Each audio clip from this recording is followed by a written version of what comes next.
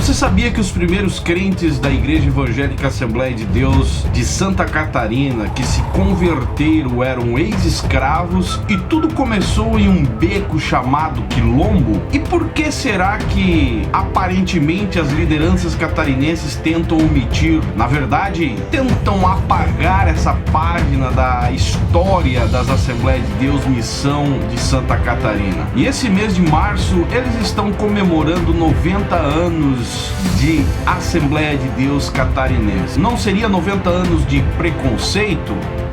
Não sei.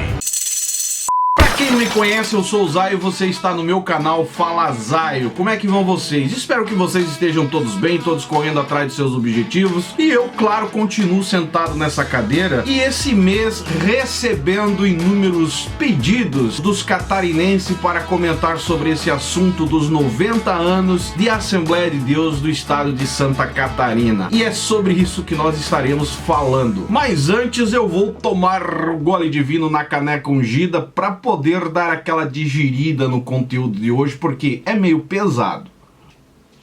Se você não bebe água, beba água, porque água faz bem pro seu organismo. Amém! Não sei se você sabia, mas os primeiros crentes a se converterem nas Assembleias de Deus Missão do estado de Santa Catarina eram ex-escravos. Tudo deu início num quilombo. E já que há quem diga que as Assembleias de Deus Catarinense não têm como contar uma história, escrever um livro daqui pra frente, sem ter um capítulo do Fala Zaio. E detalhe, quem comenta isso são escritores. Fala Zaio, não tem como escrever a história catarinense das Assembleias de Deus sem tocar naquilo tudo que você trouxe à luz aos catarinenses. Inclusive, algumas lideranças e até membros, eu tenho informações que nas reuniões eles até usam, né, o meu nome, o canal aqui, como argumento para pressionar as lideranças a fazerem a coisa certa. E eu aqui, claro, aplaudo. Até porque quando eu me levantei para ser a voz daqueles que estavam cansados, né, e comecei com as denúncias, eu não tinha noção da desenvoltura que chegaria, né, às nossas denúncias, mas graças a Deus eu tenho recebido inúmeros recados de lideranças, de membros, obreiros, né, pastores, afirmando que as coisas tomaram um rumo dentro de uma certa organização. Parece que a peneira ficou mais fina agora. Tipo assim, o ministério agora para você ingressar parece que ficou um pouquinho mais estreito. Não é qualquer pessoa, qualquer discurso, né, que está dando ênfase a eles escalar, colocar essas pessoas dentro do sistema, reconhecendo como obreiros, como pastores. As informações que eu recebo sempre dizendo que o meu trabalho foi e é essencial dentro desse sistema assembleiano catarinense. Não só Santa Catarina, né? Em outras convenções, principalmente Rio Grande do Sul. Porém, eu acho que pode sim ter melhorado em várias áreas. Porém, a pergunta é, e os salários altos da corja, né, da diretoria, como é que está? Essa pastorada que vivia ostentando uma vida de luxo, será que mudou? Aparentemente eu acredito que não, pois as regalias e a ganância pelo poder parece que ainda são coisas evidentes no meio. Tipo, deram uma estreitada, deram uma peneirada para quem está entrando, para quem está no contexto, que são liderados, mas e a corja, a cúpula alta, como é que estão? Eu acredito que não houve melhoras. Se houve melhoras, por favor me informem. Mas a questão do vídeo de hoje é sobre os 90 anos que estão comemorando nesse mês de março. Uma das coisas que você precisa entender e que eu acho que seria digno da parte da organização desta comemoração dos 90 anos seria exatamente esse desapego à ostentação, a altos salários, a vida de luxo, que a gente sabe que quem está compondo a diretoria ali, a maioria nunca tiveram uma carteira assinada, não foram homens de trabalho árduo, mas sim viveram sempre às custas da igreja. E para comemorar 90 anos, não existe outra forma mais digna do que essa cúpula, né, abrirem mão dos seus salários pelo menos um mês, um ano, né, aonde estão comemorando os 90 anos e dar o seu salário aos pobres. Que tal? Eu, no meu ponto de vista, com certeza acharia muito mais digno da parte da liderança das Assembleias de Deus de Santa Catarina. Mas eu acho que isso jamais aconteceria. Pelo visto, é algo impossível acontecer. Mas que seria uma ideia de honrar os pioneiros que deram a vida para começar tudo isso que a gente vê hoje no estado de Santa Catarina? Com certeza seria. Afinal, foram homens no passado que deram a vida,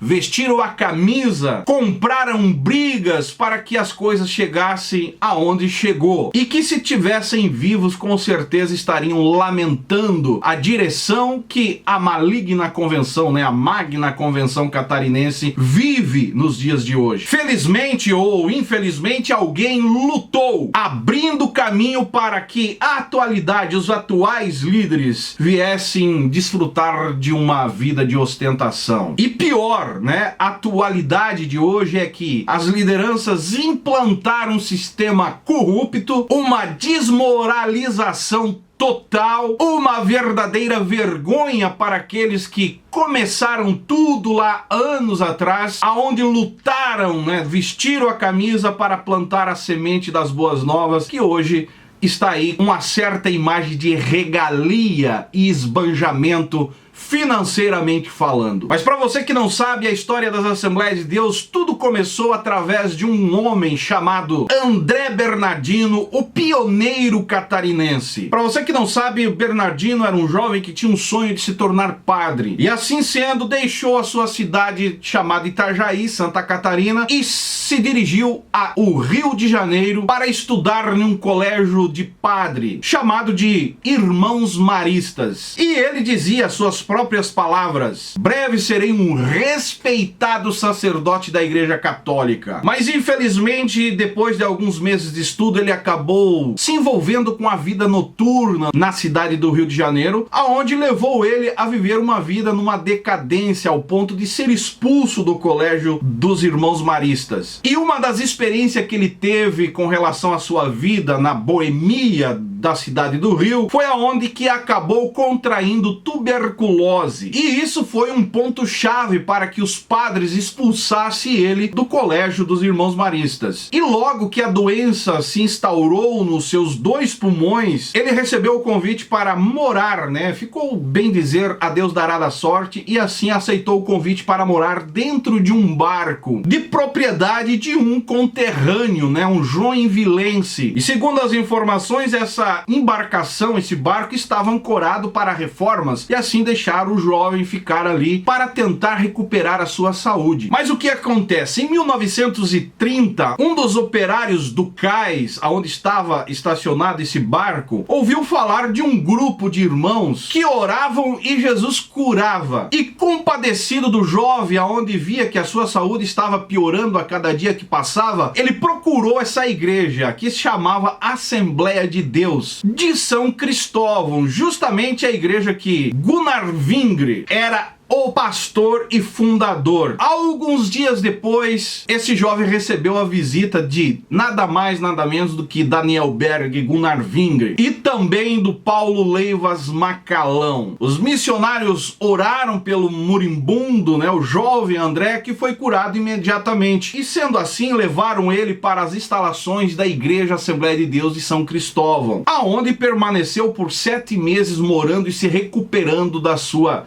debilitação.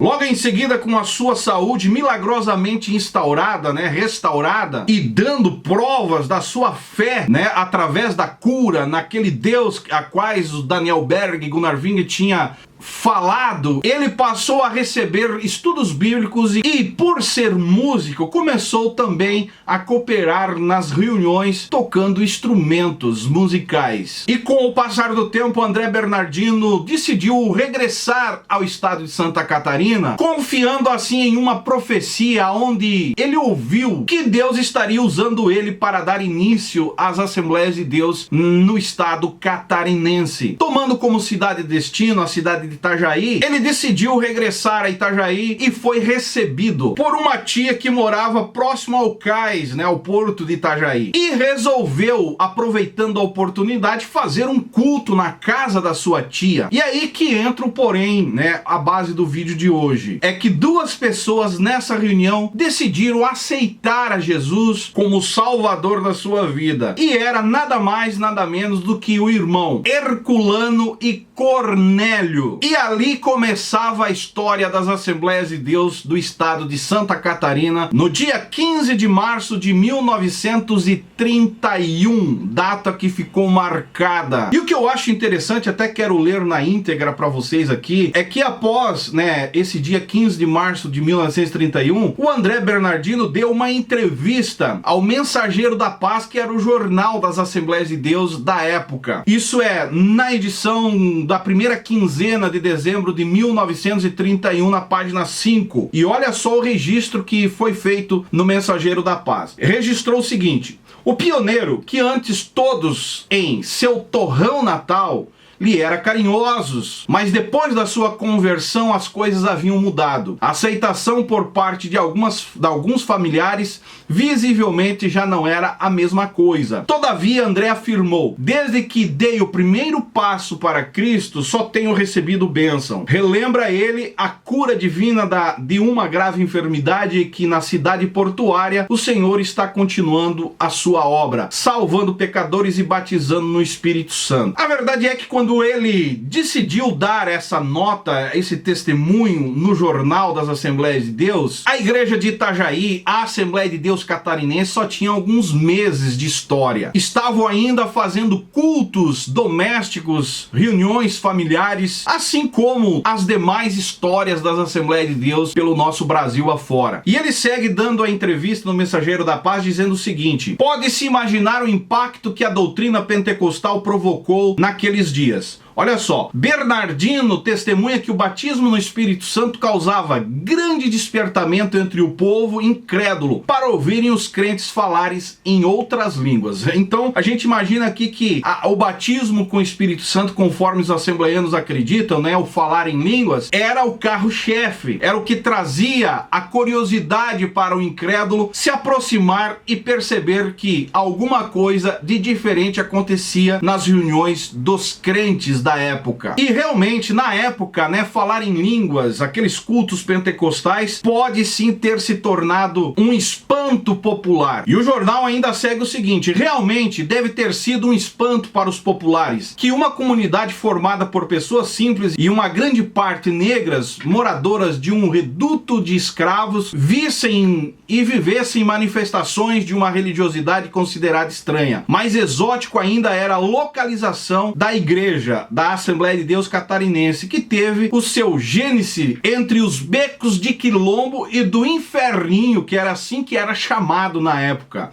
A família de João Santana, que doou o terreno para a construção do primeiro templo, era negra. Lá naquele local periférico da cidade, os primeiros crentes continuaram o salão de culto em regime de mutirão, abrindo uma rua no beco Quilombo para dar acesso ao terreno dos Santanas. Então era uma família chamada Santana que acabaram doando um espaço para que a Assembleia de Deus de Itajaí e do estado de Santa Catarina começasse os seus primeiros passos. E detalhe, né, que é bom enfatizar, era sim uma família negra e humildes financeiramente falando. Para a grande maioria, né, das pessoas que conhece Santa Catarina, sabe que a cultura catarinense está ligada à colonização ossoriana, alemã e italiana. Afinal, essa é a imagem vendida, né, pelas empresas de turismo e vinculada, ampliada pela mídia, principalmente em épocas festivas, né? Uma das festas maiores aí é a Oktoberfest, que é totalmente cultura alemã, que acabam invadindo o imaginário popular. Mas a história catarinense das Assembleias de Deus tem um outro contexto aí que eles tentam abafar. Chega a ser uma ironia que essa imagem popular dos catarinenses, para fins comerciais e turísticos, não se reflitam, né, com o início das Assembleias de Deus Catarinense, que foi começado num contexto totalmente totalmente diferente. A maior denominação pentecostal religiosa catarinense não nasceu entre os descendentes de alemães, italianos e portugueses, poloneses ou até mesmo suíços, que claro, tudo isso contribuiu muito para o avanço do Estado, mas a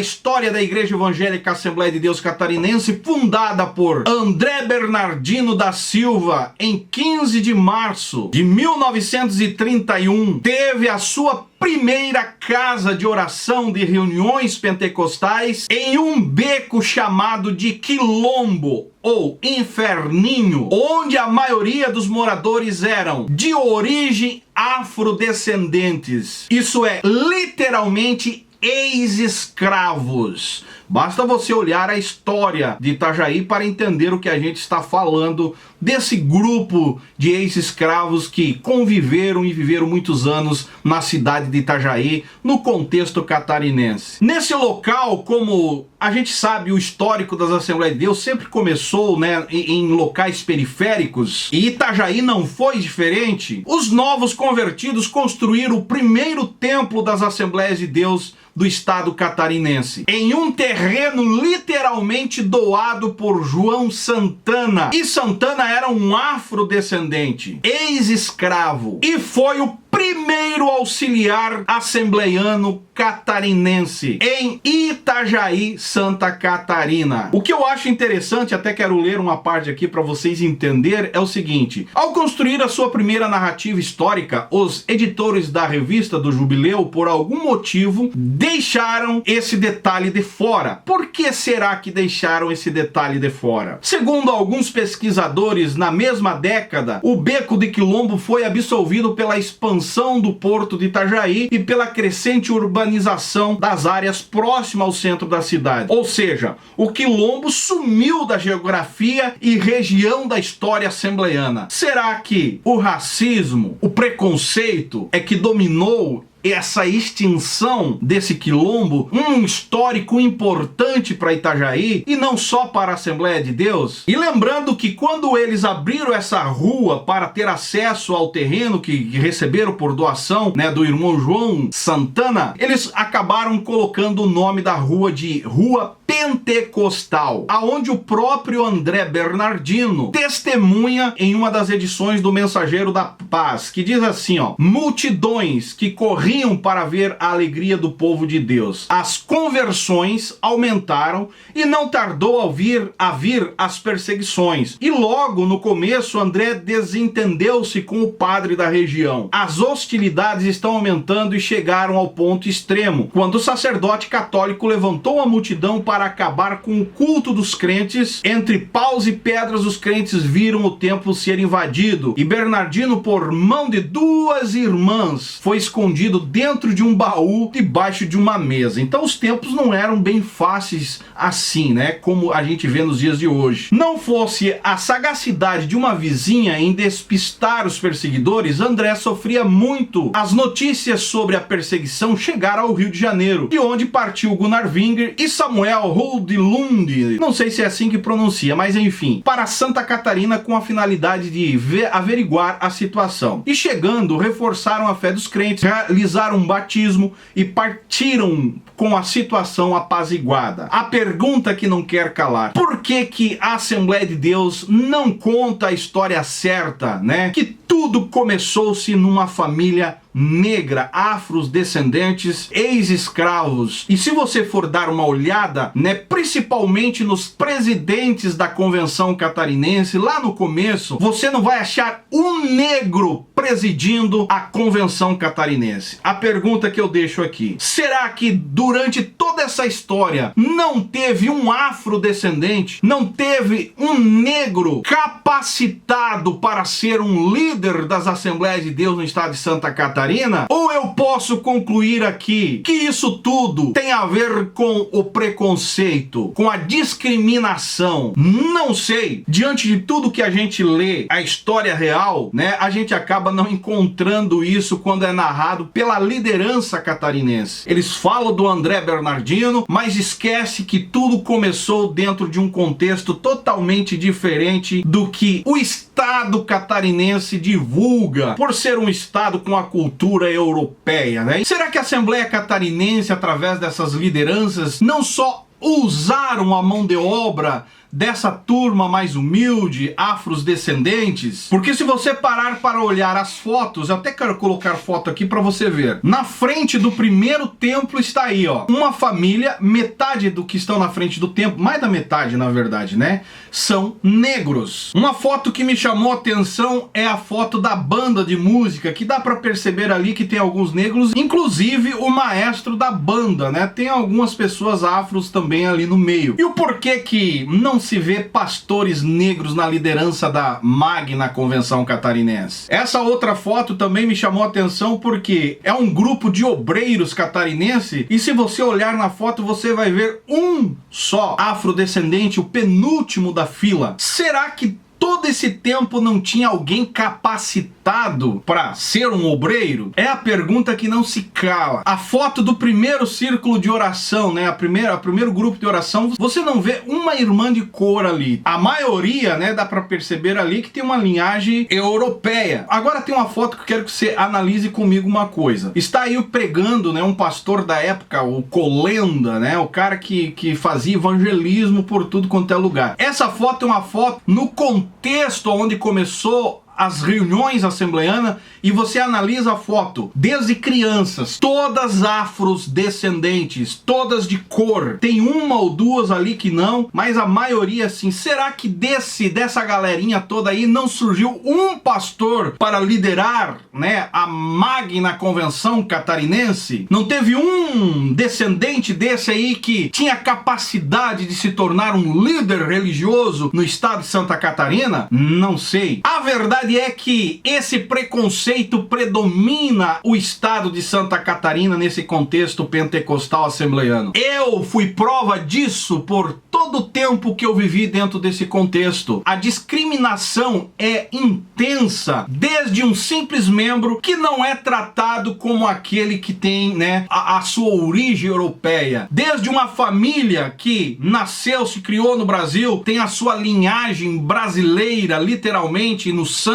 são sim discriminadas. Até um obreiro um pouquinho mais escuro tem um tratamento muito mais rígido do que aquele que tem uma certa postura, uma aparência, né, mais bonita de um homem europeu. Tem sim essa divisão até os dias de hoje. Eu estou para ver, até porque eu não participei de outras convenções, o meu contexto foi sempre dentro desse contexto assembleiano catarinense. Eu não conheço outra convenção que mais discrimina obreiros de cor, que mais discrimina aqueles que têm uma linhagem mais humilde. Eles não te dão o cargo, eles não te reconhecem pelo potencial que você tem, e sim, conta muito a sua linhagem. E eu desafio aqui a qualquer um a me contestar nessa questão. Basta, como eu disse, ver a diretoria da Convenção Catarinense desde o começo. Sempre foram pessoas brancas. Esquecer da sua origem, da onde tudo começou, de quem deu o primeiro terreno para começar toda essa Babilônia que se construiu pelo Estado catarinense. Esquecer, tirar de cena, riscar a página, deixar esse capítulo de lado, é uma verdadeira vergonha para quem escreve a história desses 90 anos das Assembleias de Deus do Estado de Santa Catarina. Tudo se começou dentro de um contexto de ex-escravos,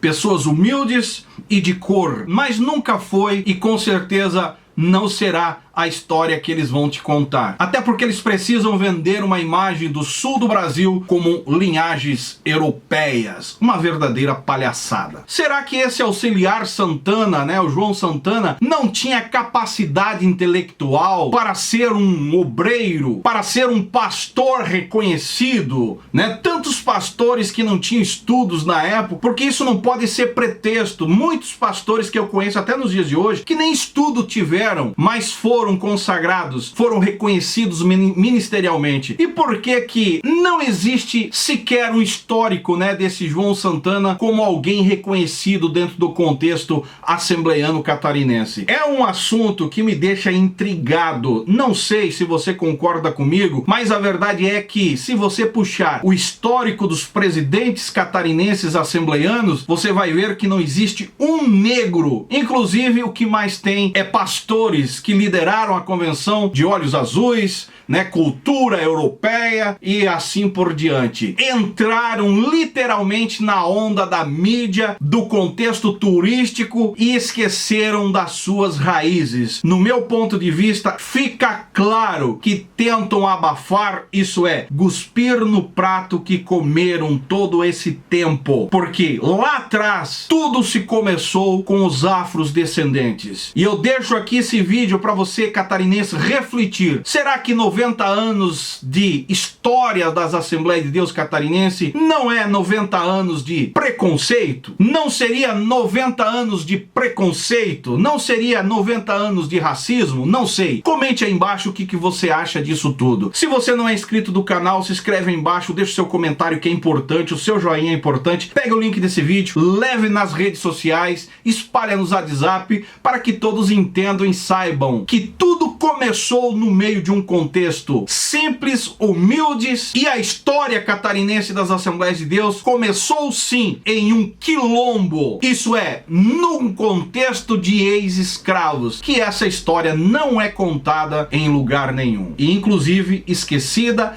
e desconhecida por muitos assembleianos catarinenses. Divulgue esse vídeo. Se você não me segue nas demais redes sociais, estou diariamente lá no Instagram, também no Facebook, e esse é o canal Fala Zay. Estamos juntos por um Brasil e um mundo melhor.